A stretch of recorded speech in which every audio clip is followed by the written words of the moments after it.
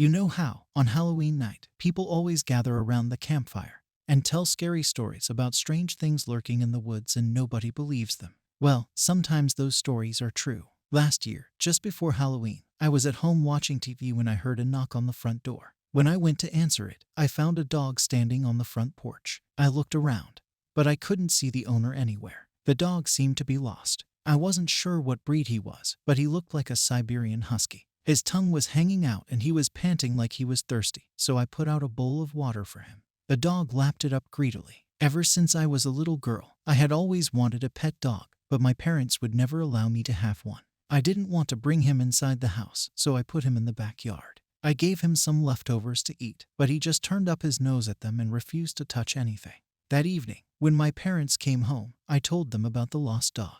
At first, they told me I would have to get rid of it, but after much begging and pleading, they told me I could keep it. However, they didn't want it inside the house. My mother was allergic to dogs. The dog slept in the garden shed. In the middle of the night, I woke up and looked out my bedroom window. I could see the dog's glowing eyes in the darkness. It seemed like he was just standing there, staring up at me. It gave me a very eerie feeling. The next day was Halloween. In the morning, I went to the store and bought a can of dog food. When I got home, I opened it and put it into a bowl. The dog looked very hungry, but he refused to eat the dog food. I couldn't understand what was wrong with him. That evening, little kids were running up and down the street dressed in their Halloween costumes. It kind of made me wish I wasn't too old for trick or treating. I decided to take the dog for a walk in the forest behind our house. After a while, we came across a group of 3 teenage girls who were camping in the forest. They were planning to have a Halloween party in the woods and they had brought some food and drinks with them. The girls were around the same age as me, so we chatted for a while. They asked me if I'd like to join them. One of the girls tried to pet the dog, but he just growled at her. He didn't seem to like being anyone to touch him.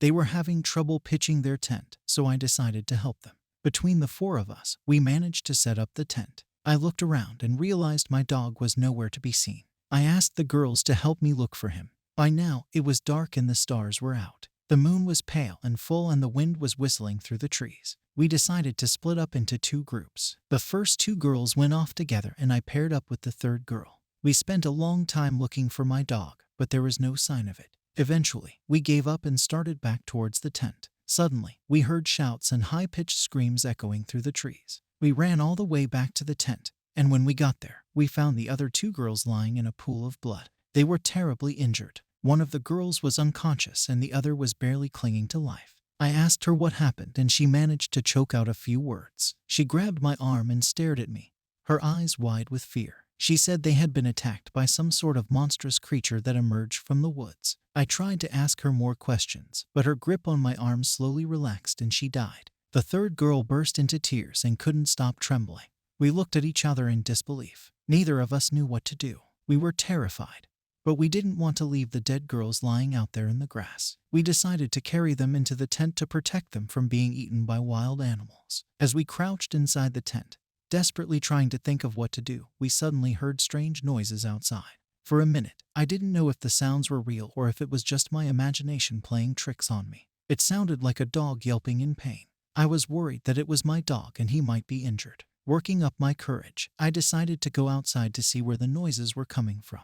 The girl didn't want me to leave her alone, but I assured her I would be right back. Cautiously, I slipped out of the tent and searched the clearing. I crept up to the tree line and peered into the forest, but I couldn't see anything. The night was still and eerily silent. All I could hear was the soft whistling of the wind. When I went back to the tent, I was horrified to find it completely destroyed. Inside, the 3rd girl lay dead. Her body had been ripped apart and partially devoured. A wave of fear washed over me, and I felt weak at the knees. Afraid to stay out in the forest a moment longer, I took off running through the trees and I didn't stop until I got to the safety of my house. My parents asked me what was wrong, and when I told them the horrible story, they called the police. Soon, there were flashing lights in our driveway, and 2 police officers were questioning me about what had happened. They went out into the woods and found the dead bodies of the 3 girls lying in the tent. They didn't find my dog anywhere. The policemen said they must have been attacked by wild animals and told me I was lucky to be alive. They said my dog had probably been eaten by the wild animals as well. The next morning, I was out in the backyard when I got the strangest feeling that I was being watched. When I looked up, I saw my dog standing at the forest's edge. He was just standing there, staring at me. Then he did something that terrified me. He stood up on his hind legs, turned around, and walked back into the forest. I never saw him again. The lost dog is still out in those woods. Now and then, somebody spots him lurking in the trees. Whenever there is a full moon, I go around our house, making sure all the doors and windows are securely locked. Then I lie in bed and pray for morning to arrive.